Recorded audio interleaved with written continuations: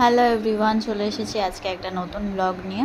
তো আজকে আমরা সবাই মিলে যাচ্ছি একটু পার্লারে। সবাই মিলে বলতে আমি, সোহিনী আর আমাদের সবার প্রিয় বৌদি একটু চুলে স্পা করব।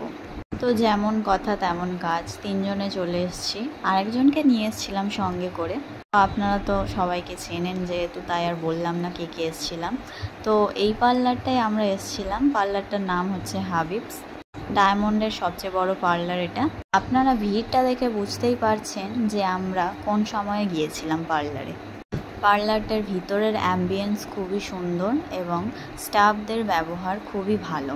আর এদিকে বৌদি দেখছিল কতটা হেয়ার কাট করবে। তারপর আমার হেয়ারটা কাট করে নিল।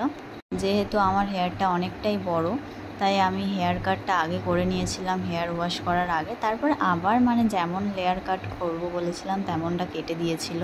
এদিকে আমার হেয়ারটা ওয়াশ করে স্পা করার জন্য একটা চেয়ারে বসিয়ে দিয়েছিল।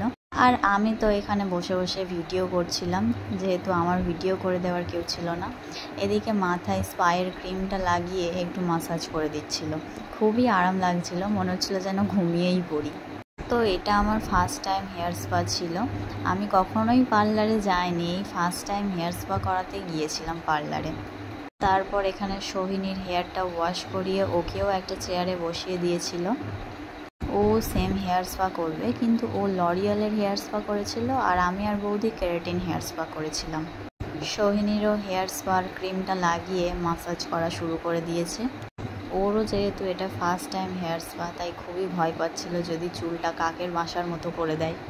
এদিকে বৌদির হেয়ার স্পায়ের ক্রিমটা লাগিয়ে চুপচাপ বসিয়ে রেখেছিল। তারপর এদিকে আমার হেয়ার কাটটা করছিল। অনেক দিন পর নিজের লুকটা একটু চেঞ্জ করলাম। কেমন লাগছে আপনারা জানিও কমেন্টে। আপনারা লাইভে অনেকে কমেন্ট করছেন যে দিদি কেন হেয়ার কাটটা করেছেন। আমার বড় চুল অতটাও ভালো লাগে না, তাই আমি হেয়ার কাটটা করে ফেলেছি। অনেকেই বকাবকি করছিল যে এত বড় চুল কেন কেটে ফেলেছিস। তো আমার কিছু যায় আসে না, চুল কেটে ফেলেছি তো কী হয়েছে, আবার বড় হয়ে যাবে। আর এদিকে বৌদির সামনে এসে একটা সানগ্লাস নিয়ে বিরক্ত করছিল দাদা। বৌদি খুবই রেগে যাচ্ছিল। তারপর সোহিনীর হেয়ারটা ওয়াশ করিয়ে ড্রাই করছিল। সোহিনীর লুকটা কেমন লাগছে অবশ্যই কমেন্টে জানাবেন। তো আপনারা কি ভাবছেন যে হেয়ার স্পা করেছি নাকি স্মুথনিং করিয়েছি? হেয়ারটা স্ট্রেট লাগছে তো? হ্যাঁ জানি, ফার্স্ট টাইম হেয়ার স্পা করালে হেয়ারটা একটু স্ট্রেট লাগে, আর আমাদের চুলটা একটু স্ট্রেট মতো, তাই আরও বেশি স্ট্রেট লাগছিল। তারপর পার্লার থেকে বেরিয়ে আমরা একটু রেস্টুরেন্টে খেতে চলে এসেছিলাম, যেহেতু সারাদিন পরে কিছু খাওয়া হয়নি, খুবই খিদে পেয়ে গিয়েছিল। আর সারাক্ষণ তো গল্প করতেই ব্যস্ত, ভিডিও করছি তার কোনো জ্ঞান নেই, একটু হাই করবে না কি। তো আপনারা দেখতে পাচ্ছেন আমরা কে কে গিয়েছিলাম ওই দিন। সবাই মিলে একসাথে একটু হাই হ্যালো করলাম। তারপর একে একে আমাদের খাবারগুলো একটু দিয়ে গেল। আমি আর বৌদি খেয়েছিলাম বিরিয়ানি। তো ওখানে রেস্টুরেন্টের নিয়ম হচ্ছে যে অনেকক্ষণ বসে থাকবে, তাই একটু আগে একটু স্যুপ দিয়ে যায়। তো স্যুপটা খাওয়ার পরে বিরিয়ানিটা দিয়ে গেল। আমি আর বৌদি বিরিয়ানি নিয়েছিলাম, তাই বিরিয়ানিটা আগে দিয়ে গিয়েছিল। আর ওদেরকে অনেকক্ষণ বসে থাকতে হয়েছিল। তারপর ওদের মিক্সড ফ্রাইড রাইস আর চিকেন কষা চলে এসেছিলো। এই রেস্টুরেন্টের রান্নাবান্না খুবই সুন্দর, খুবই টেস্টি খাবারগুলো।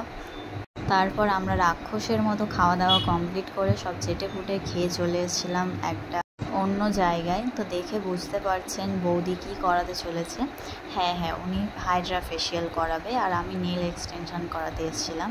কিন্তু অনেকটা দেরি হয়ে যাওয়ায় বাড়িতে বকাবকি করছিল, তাই আর আমি নেলসটা করিনি, একেবারে বাড়ি চলে গিয়েছিলাম পরের দিন আসবো বলে। আর বৌদির মুখে একের পর এক ক্রিম লাগাচ্ছিল, ভূতের মতো লাগছিল। আমি তো দেখে খুবই হাসাহাসি করছিলাম। তারপর দেখলাম একটা মুখোশ লাগিয়ে দিয়েছে এবং সেটা থেকে বিভিন্ন রকমের লাইট বেরোচ্ছিল। আর ওই দিন আমরা একদম সকাল 9টার সময় বেরিয়েছি আর রাত 9টায় বাড়ি ঢুকেছি। তো বাড়ির লোক তো বকাবকি করবেই। তারপর আমরা ওখান থেকে এসে একটু শপিং মলে গিয়েছিলাম, কিছু কেনাকাটা করার ছিল।